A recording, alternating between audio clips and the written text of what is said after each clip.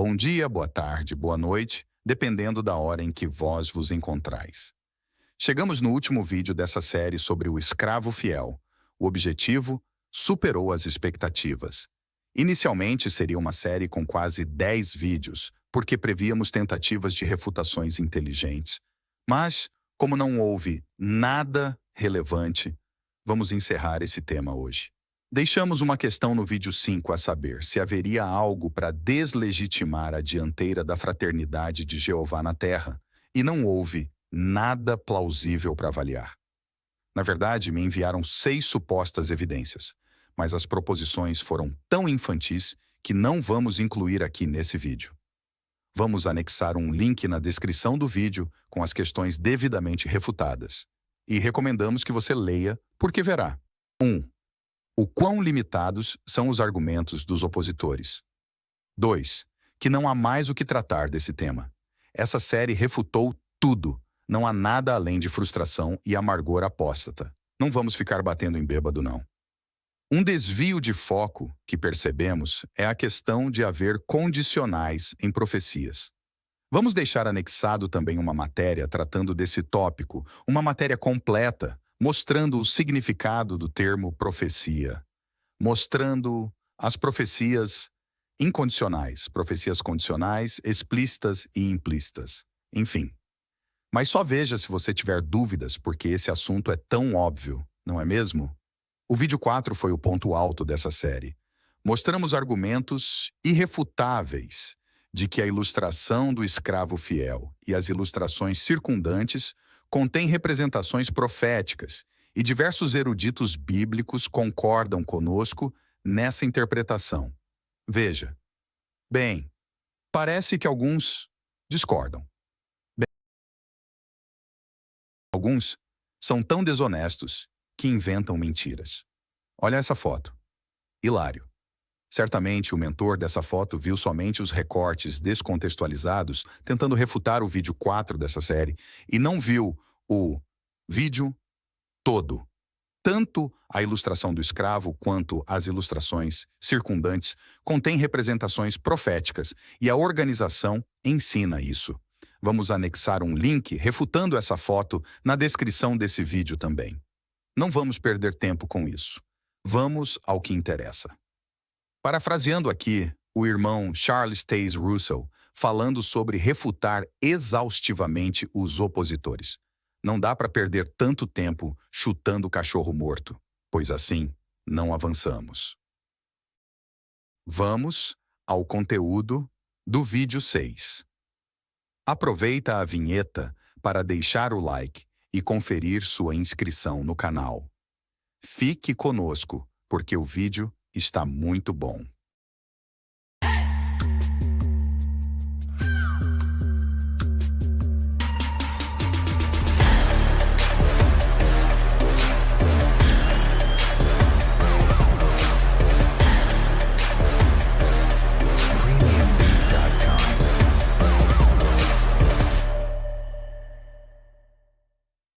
Pois bem, temos notado uma tendência crescente de neoapóstatas. No passado, os apóstatas eram muito mais corajosos. Optavam por se desligar completamente da fraternidade e publicar abertamente suas frustrações como ex-anciãos, ex-pioneiros, entre outros. No entanto, os apóstatas modernos não são corajosos assim. Eles detestam ser rotulados como apóstatas. Afirmam estar do mesmo lado das trincheiras da fraternidade. Dizem que a fé das testemunhas de Jeová é a mesma deles. Alegam estar em sua defesa e acreditar nos princípios fundamentais da fé. Bem, mas o que isso tem a ver com o tema desta série sobre o escravo fiel e prudente? Tem tudo a ver, porque esses neoapóstatas alegam não ser contra a fraternidade, mas contra o corpo governante. Alguns deles atacam abertamente a dianteira da congregação, deixando claro que desejam a remoção do escravo fiel. Outros são mais dissimulados. Ora, defendem alguns ensinamentos da fraternidade, ora, criticam sutilmente o escravo fiel em suas postagens. Esses dissimulados não concordam com a administração atual do escravo fiel, porém, não expressam isso abertamente. Suas postagens ambíguas têm o objetivo de gerar dúvidas sobre os ensinamentos normativos. Com isso em mente, o objetivo deste vídeo não será extinguir a neoapostasia, pois sabemos que somente Jeová pode fazer isso. Nisso, há uma verdade incômoda, porém verdade. Esses neoapóstatas sectários são necessários. Como assim? Veja o que diz a primeira aos Coríntios, capítulo 11, versículo 19. Pois certamente haverá seitas entre vocês, para que também fique claro quais de vocês são aprovados. Exatamente. Devido à existência destes opositores, esta minoria de sectários emocionados entre nós nos permite identificar claramente quem está do lado correto. Nota: neste vídeo, apresentaremos apenas constatações. Você tem o direito de discordar do que você quiser. O que você não tem direito é de discordar dos fatos. Vamos apresentar um raciocínio importante nos primeiros tópicos que nos prepararão a entender o ponto alto do vídeo, o tópico número 5. Muita atenção e nos acompanhe até o final. Veja o escopo desse vídeo. 1. As testemunhas de Jeová passam pano para a dianteira? 2. Por que os opositores atuais não aceitam ser rotulados como apóstatas? 3. Como identificar canais, páginas, sites e redes sociais de neoapóstatas? 4. Examinaremos e refutaremos algumas das mentiras propagadas pelos apóstatas contra o escravo fiel. 5. Os textos utilizados pelos apóstatas para alegar que podem expor a congregação publicamente têm fundamento? Então, vamos para o primeiro ponto. As testemunhas de Jeová passam pano para a dianteira? Esta questão é relevante porque a neoapostasia gostaria muito que expressássemos abertamente qualquer discordância que possamos ter sobre algum procedimento ou ensino do escravo fiel. Talvez eles esperassem que causássemos tumulto na internet como eles fazem. Eles também insinuam que, ao defender a estrutura organizacional, estamos, na verdade, tentando esconder as falhas da dianteira. Quando defendemos o corpo governante, não estamos defendendo os atos individuais dos membros, mas a instituição dentro da estrutura organizacional, pois é bíblica. Um dos membros pode ser afastado do corpo governante por ser imperfeito. Inclusive, isso já aconteceu. No entanto, quando um membro do corpo realmente apostatou e foi afastado, os apóstatas disseram que ele não era apóstata, mas um cristão verdadeiro, um irmão deles na fé. Risível, não é mesmo? Outra coisa é que os apóstatas pregam que não existe um corpo governante na Bíblia. Logo, quando eles fazem campanha contra o corpo governante, não é porque eles querem um ajuste. Eles querem, na verdade, a extinção da instituição. Vamos refutar essas falsas alegações agora.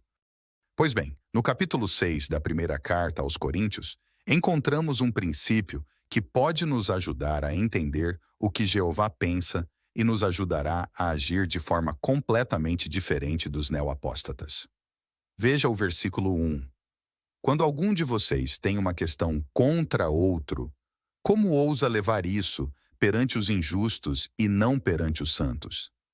Neste capítulo, Paulo aborda disputas que surgiram na congregação de Corinto, que não se limitavam a simples questões comerciais, como mostra os versículos 8 a 10. Perceba que Paulo não mencionou cargos. Não importa se o problema envolvia irmãos da dianteira, irmãos da congregação sem cargos, ou um irmão da congregação contra um irmão da dianteira, não importa. O princípio é o mesmo. Não levar questões congregacionais perante juízes descrentes.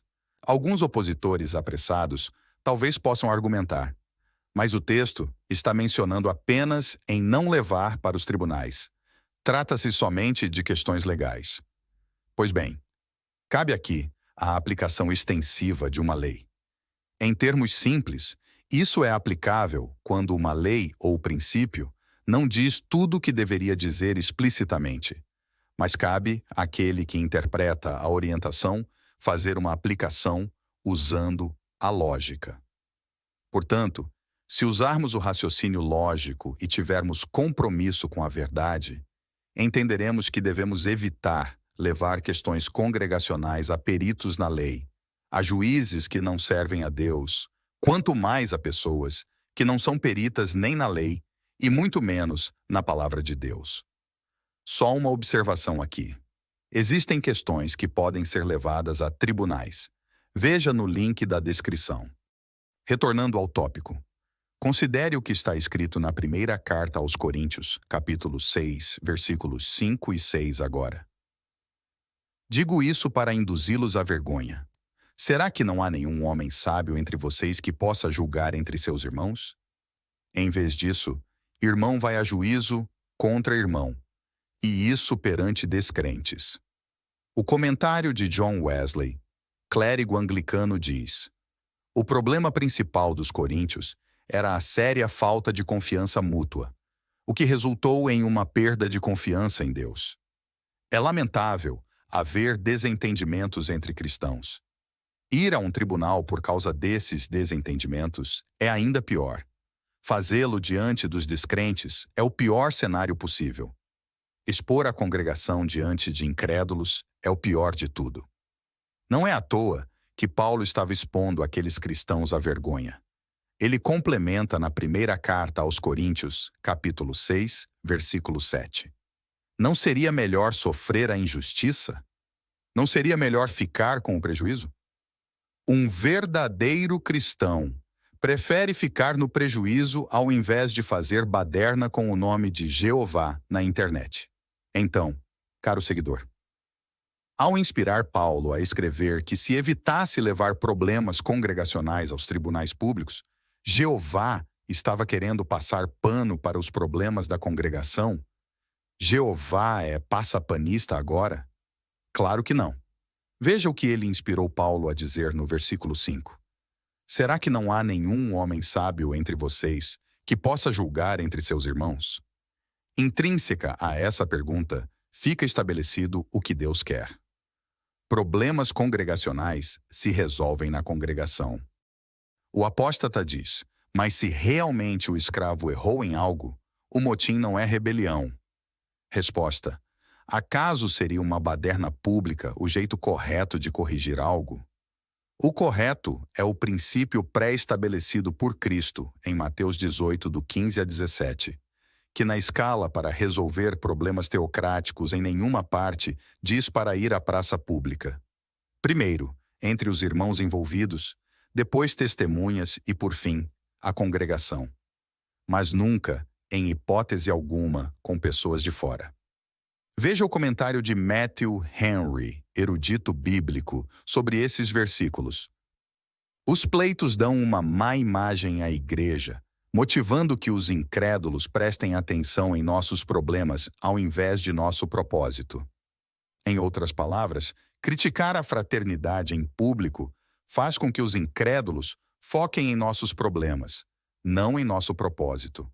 Não é de se estranhar, portanto, que os seguidores dessas redes sociais sectárias e apóstatas estejam se afastando cada vez mais da fraternidade cristã e levando outros com eles. Mas sabe por que os coríntios levavam seus problemas congregacionais ao público? Veja o que diz o comentário bíblico expositivo por Warren Wiersbe, pastor calvinista.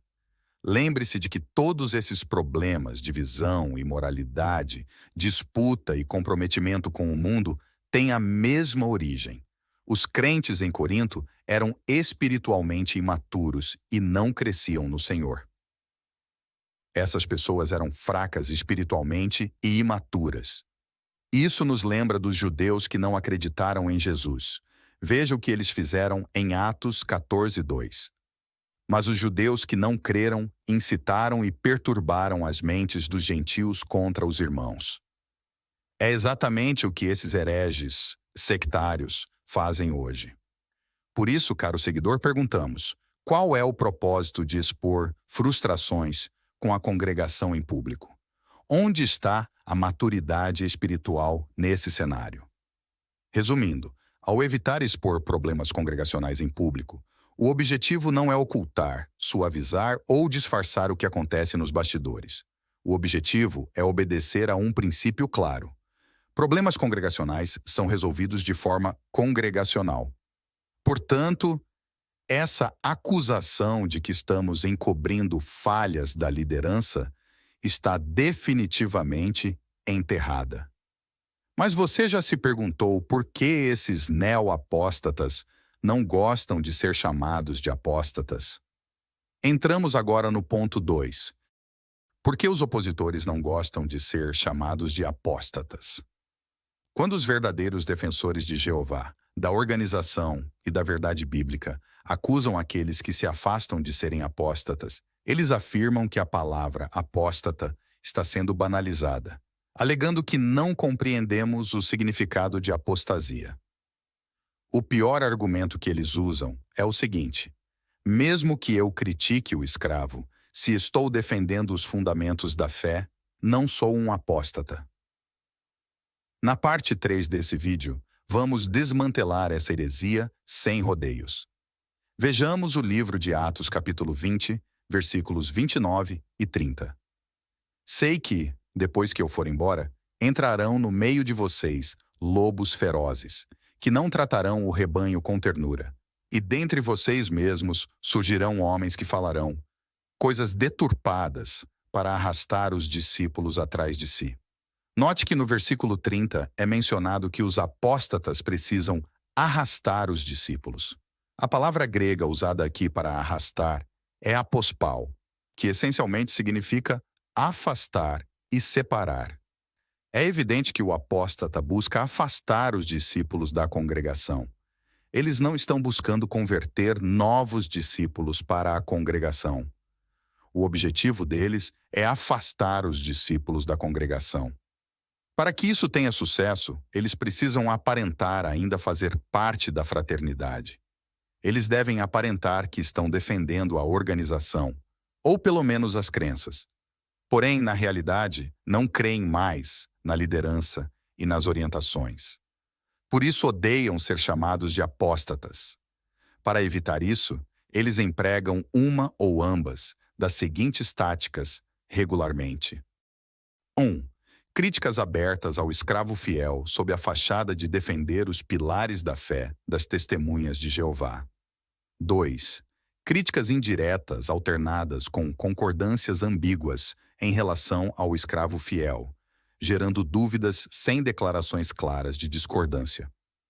Essas estratégias visam desencaminhá-lo, minando sua confiança no escravo e afastando-o da organização. Agora, considere o seguinte: enquanto o escravo fiel procura obedecer ao mandamento de fazer mais discípulos para Cristo, os apóstatas trabalham para afastar os discípulos. É importante notar que muitos irmãos influenciados por tais conteúdos acabam se tornando inativos espiritualmente, abandonando o ministério e as reuniões para se tornarem críticos contundentes da congregação. O opositor mais histérico pode argumentar: os erros do escravo é que desencorajam os irmãos. No entanto, o ponto 1 desse vídeo já explicou como lidar com essa questão. Como os apóstatas reagem quando constatamos o que eles realmente são? Nesses casos, o versículo 29 que acabamos de ler explica que apóstatas não tratam os discípulos de Cristo com ternura. É por isso que eles xingam os irmãos da fraternidade de subservientes bovinos, defensores cegos do corpo governante, publicador do reino do diabo, entre outros. Assim, a estratégia dos neo-apóstatas é aparentar amor pela fraternidade ou pelos pilares da fé para, na verdade, afastá-lo da dianteira da congregação, semeando a desconfiança e a dúvida para minar sua ligação com eles. Compreendendo este comportamento dos neo-apóstatas, como identificar suas páginas, canais e sites? Adentramos agora na terceira abordagem do nosso vídeo. A resposta básica para essa pergunta é: faça o que eles pedem para que você faça com o escravo fiel. Analise o conteúdo nas entrelinhas. Por exemplo, no canal, página e site, há críticas sutis ao corpo governante, a organização ou a alguma doutrina fundamental? Faça isso com todas as redes sociais que você segue, incluindo a nossa. Por exemplo, alguns dissidentes nos acusaram de ser hipócritas. Queremos deixar claro que hipocrisia para nós é falsamente professar amor pela fraternidade e instigar outros a desrespeitar a dianteira. Isto é hipocrisia. Na descrição deste vídeo há um link que direciona para o site aqui da página, onde abordamos a posição do corpo governante sobre a criação de páginas de defesa da organização na internet. Neste artigo, detalhamos por que ter nossas redes de defesa não constitui hipocrisia de nossa parte, muito menos desobediência. Após assistir esse vídeo, pedimos que leia o artigo. Portanto, reiteramos: se perceber que estamos criticando diretamente ou indiretamente a organização ou sua dianteira, por favor, não nos siga. Faça o mesmo em relação a qualquer outra rede social que se diz defensora da fraternidade, mas a crítica aberta ou dissimuladamente. Mais adiante, no ponto 4, iremos ajudá-lo a identificar algumas falácias dessas redes sociais. Lembre-se, não é que ignoramos problemas dentro da congregação, seja com a dianteira ou outros. A questão é que aprendemos que quem escolhe expor suas frustrações publicamente em relação à congregação certamente não tem boas intenções. Outra maneira de identificar redes sociais opositoras está baseado no Salmo número 50, estrofe 20, onde o salmista, ao falar sobre os malfeitores, menciona: senta-se para falar mal do seu irmão. Se notar que o canal, página ou site insinua críticas à organização, analise se nos comentários permitem que as pessoas ali denigram os irmãos da congregação, os anciãos ou a orientações. Se essa rede social apoiar esse comportamento, pode ter certeza de que são neo-apóstatas.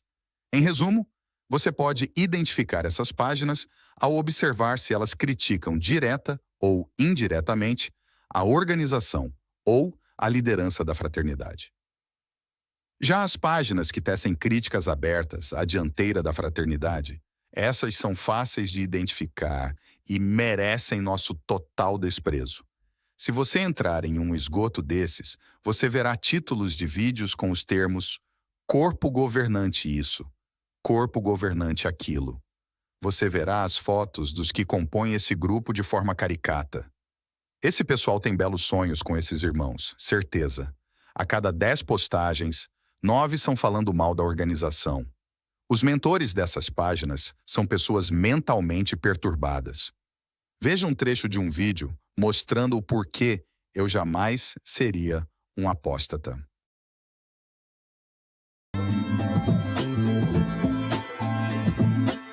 O segundo motivo é, eles são pessoas mentalmente perturbadas, eles são obsessivos, eles são compulsivos. Isso não é comportamento de cristão verdadeiro. Tem apóstata que a cada 50 postagens que ele faz no seu próprio Facebook, na sua linha do tempo, 49 são contra as testemunhas de Jeová. Gente, na minha opinião, uma pessoa dessas não é perfeitamente normal. Essa pessoa tem um problema na cabeça. Essa pessoa é mentalmente perturbada, ela precisa de tratamento médico. Então, para ilustrar, imagine o seguinte: a minha esposa é uma ex-muçulmana, a cada 50 postagens dela, 49 são falando mal de muçulmanos. Se a minha mulher faz isso, de boa, eu chego pra ela e digo assim: para com isso, porque tu não tá normal. Tu é obsessiva, tu tem que parar com isso. Por favor, para com isso. Eu não te aguento mais. Eu, como marido, não aguentava mais a pessoa. Porque não pode ser normal uma pessoa que faz isso. A pessoa tem que viver. Não, ela vive só pra falar mal da antiga religião dela. Para com isso, você não é normal, você tem um problema. Então esse é um dos motivos pelos quais eu não me tornaria jamais um apóstata. Eles são pessoas mentalmente perturbadas. E esse tipo de atitude, a meu ver, não é de quem está livre, mas de quem está preso. Essas pessoas realmente têm transtornos psiquiátricos. Mantenha a distância. Quais são os argumentos mais comuns empregados por esses apóstatas? Vamos prosseguir com o quarto ponto do vídeo agora, refutando algumas das mentiras propagadas pelos apóstatas contra o escravo fiel.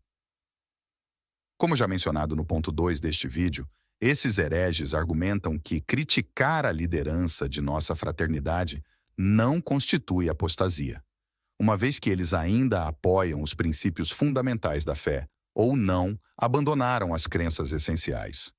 Vamos agora refutar completamente esse argumento.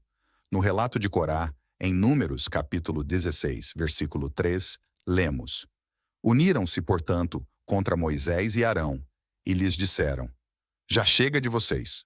Toda a assembleia é santa, todos eles, e Jeová está no meio deles. Então, por que vocês deviam se colocar acima da congregação de Jeová? É evidente que Corá e seus seguidores defendiam a congregação, mas se opunham à dianteira representada por Moisés e Arão naquele momento. Corá achava que estava indo contra os princípios fundamentais da fé? O novo comentário da Bíblia, de Francis Davidson, afirma: Não se disse que foi um movimento contra a jornada pelo deserto, nem contra os planos de Deus para a nova vida em Canaã, nem mesmo contra a lei de Deus em geral. Apenas uma rebelião contra a autoridade de Moisés e Arão. O comentário bíblico Moody sobre Números 16, 3 indica: Corá se posicionava como o defensor de toda a congregação. Ao analisar o texto e as referências, perguntamos: Corá deixou de acreditar na lei de Deus transmitida por Moisés? Corá passou a apoiar alguma crença contrária à lei de Deus? Corá serviu a outros deuses? Sabemos que não. A rebelião de Corá era exclusivamente contra a dianteira. Apostasia não se resume a apenas adotar outra fé, mas ainda que não professemos outra fé, rebelar contra a autoridade teocrática é sim caracterizado apostasia. Já explicamos no vídeo 4 dessa série e neste vídeo o que um cristão verdadeiro faz quando há falhas da dianteira. Respeitar a dianteira é um princípio e uma verdade bíblica. Portanto, aqueles que se rebelam contra a dianteira organizacional, incitando motins contra ela, podem e devem ser considerados apóstatas. É um pilar da fé das Testemunhas de Jeová, o princípio da chefia. Assim, encaramos a estrutura organizacional como guiada por Deus. Por isso, não nos rebelamos contra ela, mas oramos e agimos de forma teocrática para que as coisas sejam atualizadas, ajustadas ou modificadas segundo a vontade de Deus, não a nossa. Caro seguidor, Corá era ou não era apóstata? Se Corá foi considerado apóstata por se rebelar contra a liderança, e se você faz o mesmo, então você é tão apóstata quanto Corá. Conforme discutido no vídeo anterior, a dianteira organizacional não é perfeita, mas sua estrutura é bíblica.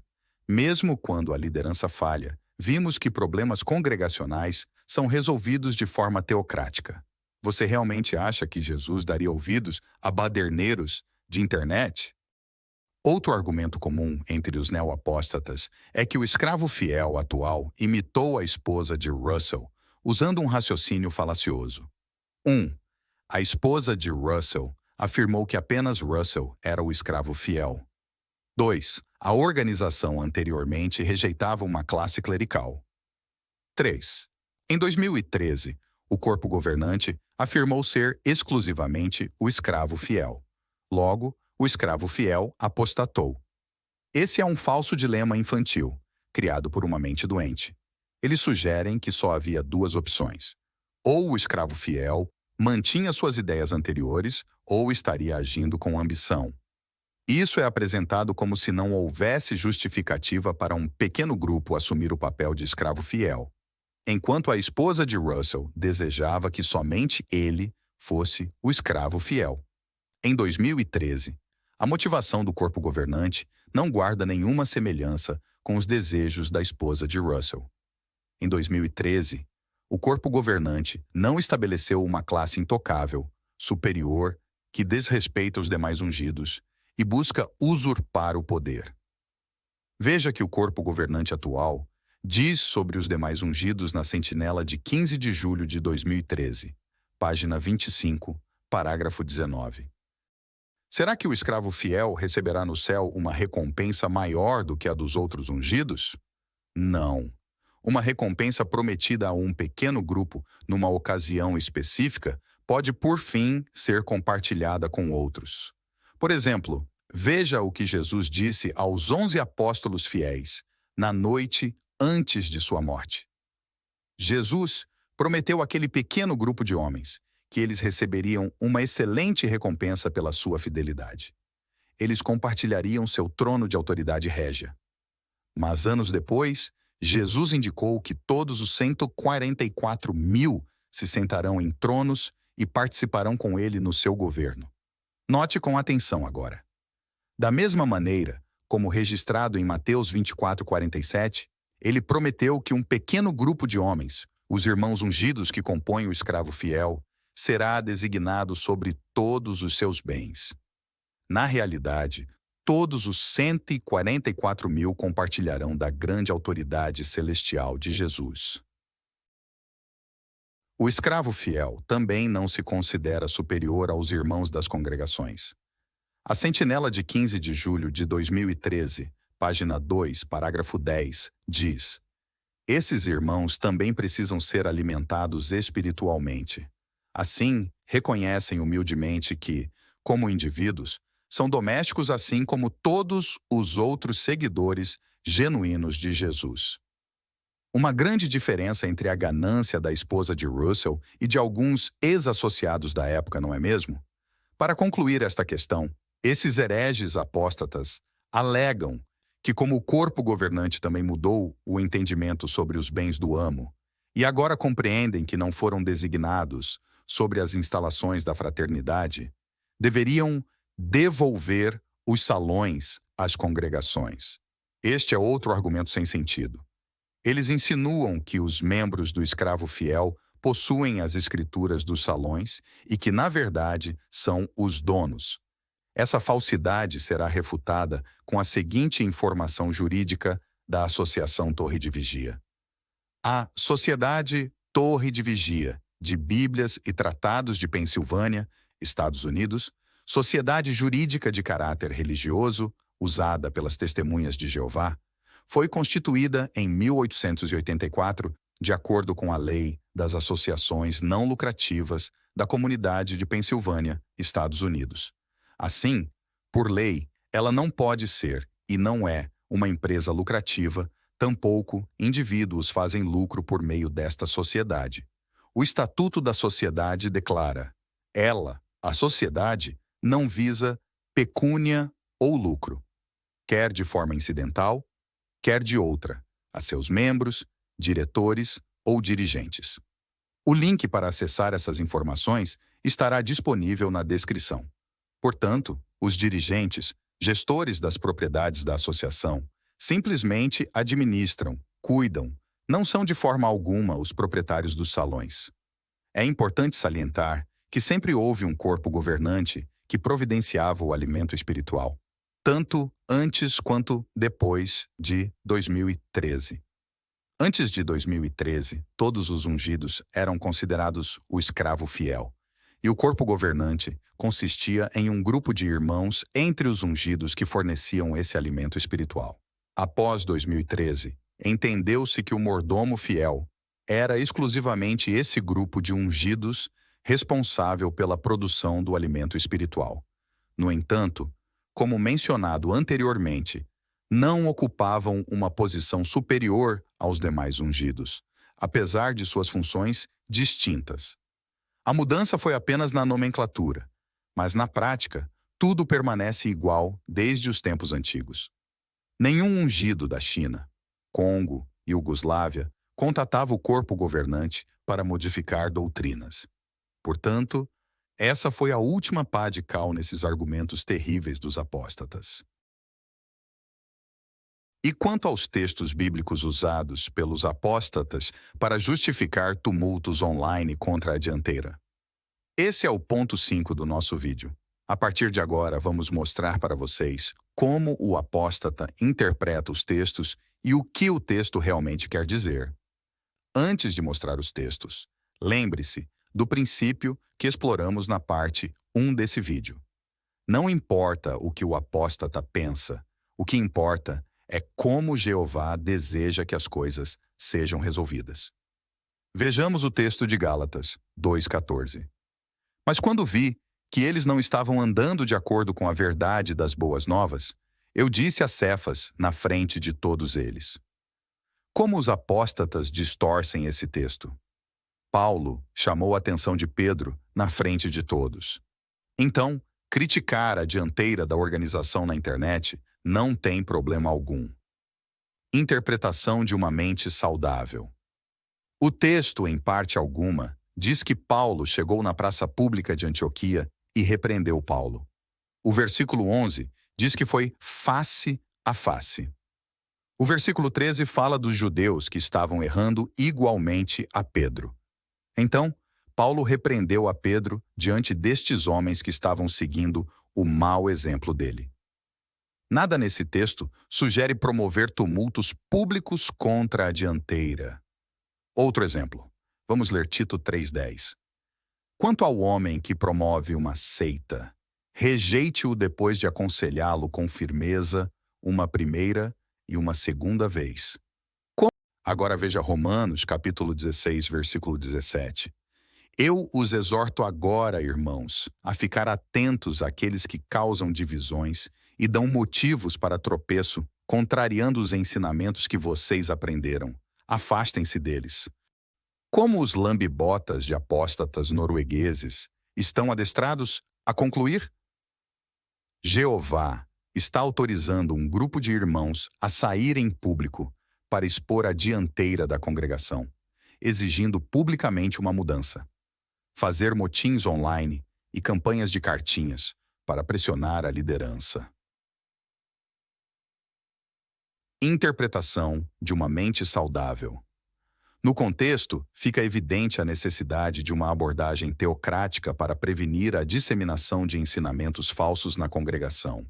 Tito 3,1 destaca a importância de respeitar aqueles que ocupam posições de liderança. Romanos 16:17 adverte a evitar os apóstatas que promovem ensinamentos contrários aos da congregação e causam divisões. Nenhum dos versículos autoriza motins públicos contra o escravo fiel. Vejamos agora o texto de Gálatas 1:19. Como acabamos de dizer, digo agora novamente: quem quer que esteja lhes declarando como boas novas algo além daquilo que vocês aceitaram, seja amaldiçoado. Como um apóstata frustrado interpreta. Fica claro aí que não devemos tolerar, temos que confrontar o escravo fiel. Temos que ir para as praças públicas da internet, mostrar que eles são mentirosos. Como uma mente saudável entende? Nos versículos 6 e 7 de Gálatas, inseridos no contexto dos versículos 8 e 9, Paulo se refere a cristãos declarados que distorciam as boas novas sobre Cristo, alertando que deviam ser destinados à destruição. Não há, de modo algum, aprovação para motins públicos contra a dianteira. Último exemplo. Vejamos João 2,15. Assim, depois de fazer um chicote de cordas, expulsou a todos do templo, com as ovelhas e os bois, espalhou as moedas dos cambistas e derrubou as suas mesas. O que um sectário entende lendo esse texto? Temos que imitar a Jesus, esculhambar mesmo com a dianteira publicamente. Como uma mente saudável interpreta. Em João 2,15, Jesus não agrediu as pessoas com o chicote. Em vez disso, ele chicoteou para espantar os animais, espalhou as moedas e virou as mesas, expressando verbalmente sua justa indignação com os comerciantes.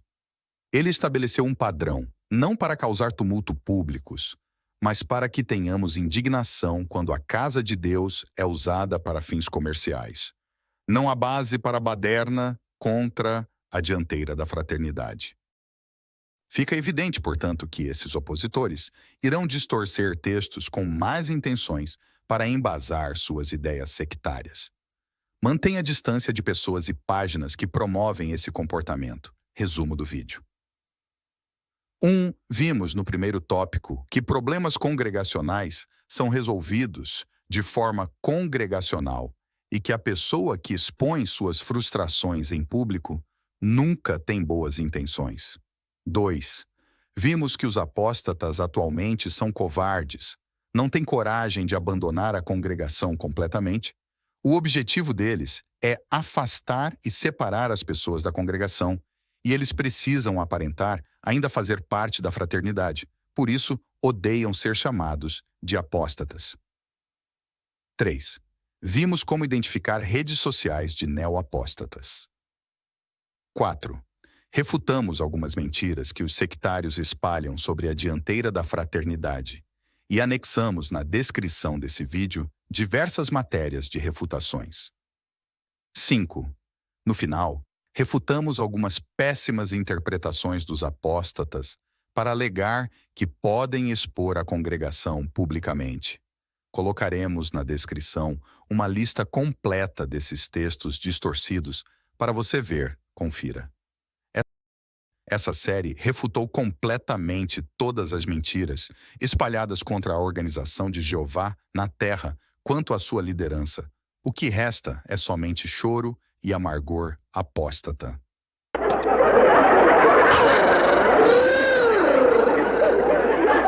Terminaremos essa série com essa citação do livro de Lonnie Cleaver, catedrático da Southern Methodist University, em seu livro A Confiabilidade do Testemunho dos Apóstatas sobre os Novos Movimentos Religiosos, mostrando que os apóstatas devem ser desprezados.